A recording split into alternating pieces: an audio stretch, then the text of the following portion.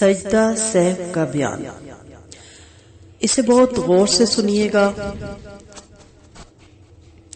یہ وہ مسائل یا وہ بیان ہے کہ جس کے بارے میں ہمیشہ ہی کلیئر نہیں ہو پاتی خواتین اور کچھ حضرات بھی، اور بارہا سوال آتے ہیں. اصل مسئلہ ہے کہ غور سے سنا نہیں جاتا. اب میں سلو تسلی سے بتاؤں گی، آپ غور سے اسے سنیں گی، اور یہ وہ چیزیں ہیں جس کو آپ یاد بھی کرنے کی کوشش کریں گی. پہلے ہم سجدہ سہو کا بیان پہ لیکچر رکھیں گے، پھر سجدہ سہو کے مسائل، اور اس کے بعد پھر اس کے ارکان پہ اور اس پہ ہم بات کریں گے. 3 یا 4 رکعات کے شک پر سجدہ.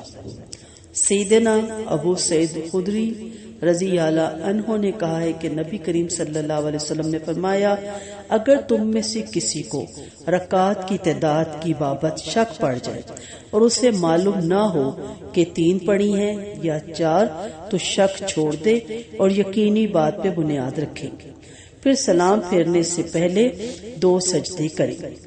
اگر اس نے 5 رکعات نماز پڑھی ہوگی تو یہ سجدے اس کی نماز کی رکعات کو جفت کر دیں گے، اور اگر اس نے پوری 4 رکعتیں نماز پڑھی ہوں گی تو یہ سجدے شیطان کے لیے ذلت کا سبب ہوں گے. جس شخص کو نماز میں یہ شک پڑ جائے کہ آیا اس نے 1 رکعت پڑھی ہے یا 2، تو وہ اسے 1 رکعت یقین کرے، اور جسے یہ شک ہو کہ اس نے 2 پڑھی ہیں یا 3، تو وہ اسے 2 رکعت یقین کرے، اور جسے یہ شک ہو کہ اس نے 3 پڑھی ہیں یا 4، تو وہ اسے 3 رکعت یقین کرے، اور پھر آخری قاعدے میں سلام پھیرنے سے پہلے سہو کے 2 سجدے کرے. سجدہ سہو کا طریقہ یہ ہے کہ آخری قاعدے میں تشہد، درود اور دعا پڑھنے کے بعد اللہ اکبر کہہ کر سجدے میں جائے. دوبارہ میں بتا رہی ہوں، پہلا طریقہ جو ان سے سجدہ سہو کا طریقہ یہ ہے کہ آخری قاعدے میں تشہد یعنی درود اور دعا پڑھنے کے بعد اللہ اکبر کہہ کے سجدے میں جائے، پھر اٹھ کر جلسے میں بیٹھ کر دوسرا سجدہ کرے، اور پھر اٹھ کر سلام پھیر کر نماز سے فارغ ہو. حدیث مذکورہ میں سلام پھیرنے سے پہلے سجدہ سہو کا حکم ہے، اس لیے سہو کے 2 سجدے سلام پھیرنے سے پہلے بھی ہو سکتے ہیں. قاعدہ اولا کے ترک پر سجدہ، یعنی آپ پہلے قاعدے میں نہیں بیٹھ سکے، بھول گئے، اس کا طریقہ. سیدنا عبداللہ بن بحینہ رضی اللہ عنہ سے روایت ہے، رسول اللہ صلی اللہ علیہ وسلم نے صحابہ کرام رضی اللہ عنہ کو ظہر کی نماز پڑھائی. آپ پہلی 2 رکعتیں پڑھ کر کھڑے ہو گئے، قاعدے میں سہون نہ بیٹھے، تو لوگ بھی نبی کریم صلی اللہ علیہ وسلم کے ساتھ کھڑے ہو گئے، یہاں تک کہ جب نماز پڑھ لی اور آخری قاعدے میں سلام پھیرنے کا وقت آیا اور لوگ سلام پھیرنے کے منتظر تھے، تو رسول اللہ صلی اللہ علیہ وسلم نے بیٹھے بیٹھے تکبیر کی اور سلام پھیرنے سے پہلے 2 سجدے کیے، پھر سلام پھیرا.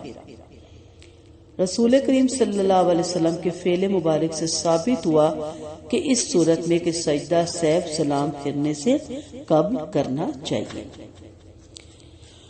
نماز سے فارغ ہو کر باتیں کر لینے کے بعد سجدہ. سیدنا عمران بن حسین رضی اللہ عنہ سے روایت ہے، رسول اللہ صلی اللہ علیہ وسلم نے عصر کی نماز پڑھائی اور 3 رکعات پڑھ کر سلام پھیر دیا اور گھر تشریف لے گئے.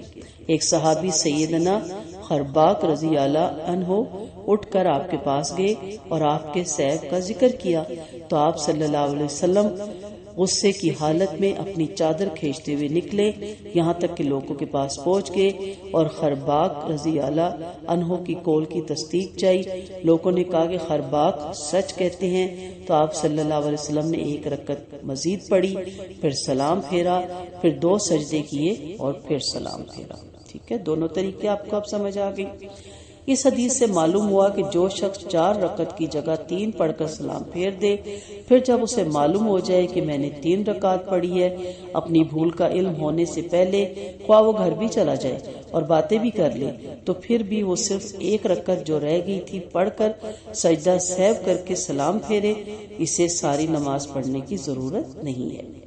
اور ایک یہ امر بھی معلوم ہوا کہ نماز میں اگر سہو رکعت رہ جائے تو رکعت پڑھ کر سلام پھیرے، اس کے سجدہ سہو کرے اور پھر سلام پھیر کر نماز سے فارغ۔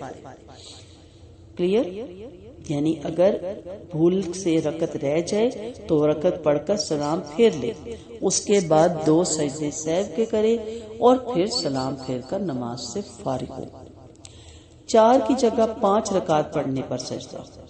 سیدنا عبداللہ بن مسعود رضی اللہ عنہ روایت کرتے ہیں، آپ صلی اللہ علیہ وسلم نے ظہر کی نماز سہون 5 رکعت پڑھ لی، یعنی بھولے سے۔ آپ سے پوچھا گیا کیا نماز میں زیادتی ہو گئی؟ آپ صلی اللہ علیہ وسلم نے فرمایا کیوں؟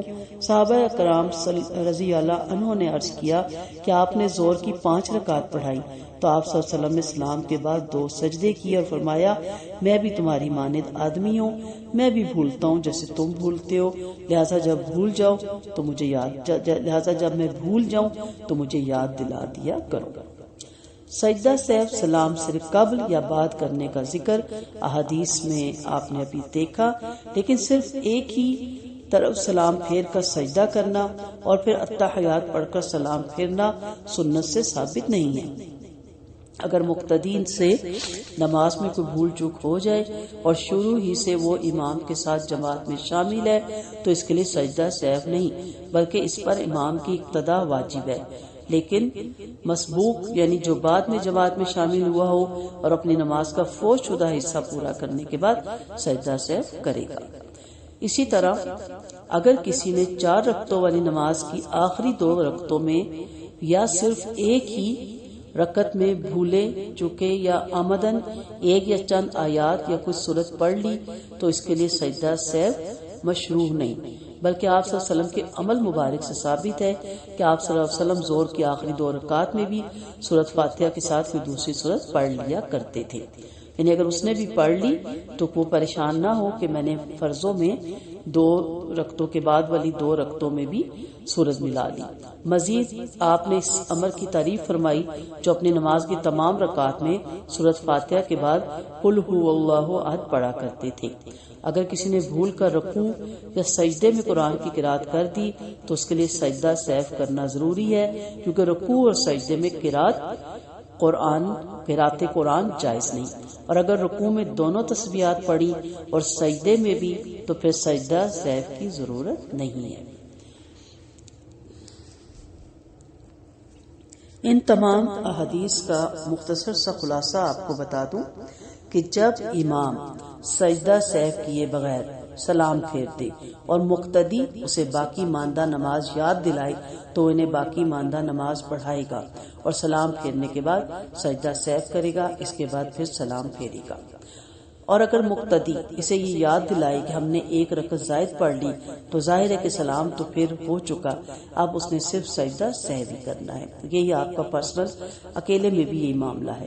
اگر رکعات کی تعداد میں شک پیدا ہو جائے یا قاعدہ اولا چھوٹ جائے تو پھر سلام سے پہلے سجدہ سہو کرے گا، البتہ اگر یہ شک پیدا ہو کہ میں نے 1 رکعت پڑھی ہے یا 2 پڑھی ہیں یا 3 پڑھی ہیں یا 4 تو کم تعداد کو یقینی شمار کر کے نماز مکمل کرے گا اور سجدہ سہو سلام سے پہلے ہی کرے گا۔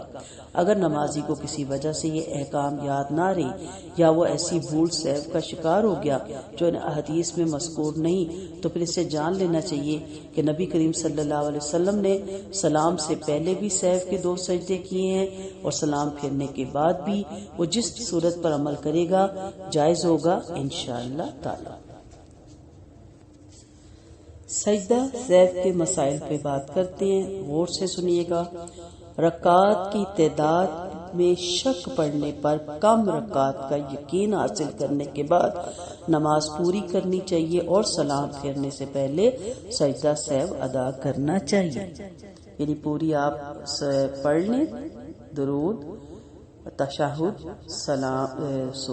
دعا، اور اس کے بعد آپ 2 سجدے اللہ اکبر کہتے ہوئے سجدے میں جائیں، پھر اللہ اکبر کہتے ہوئے اٹھے، 2 سجدے کرنے کے بعد پھر آپ نے دائیں اور بائیں سلام پھیرنا ہے۔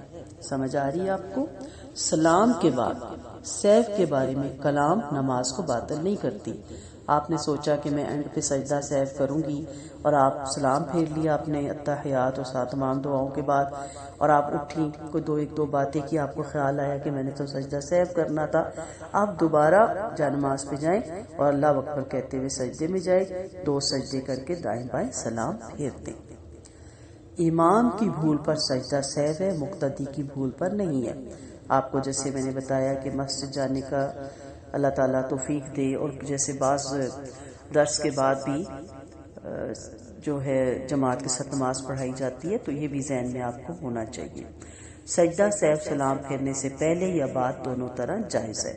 سلام پھیرنے کے بعد سجدہ سہو کرنے کے لیے دوبارہ تشہد پڑھنا سنت سے ثابت نہیں، یہ بارہا میں آپ کو بتا رہی ہوں کہ دوبارہ تشہد نہیں پڑھنا۔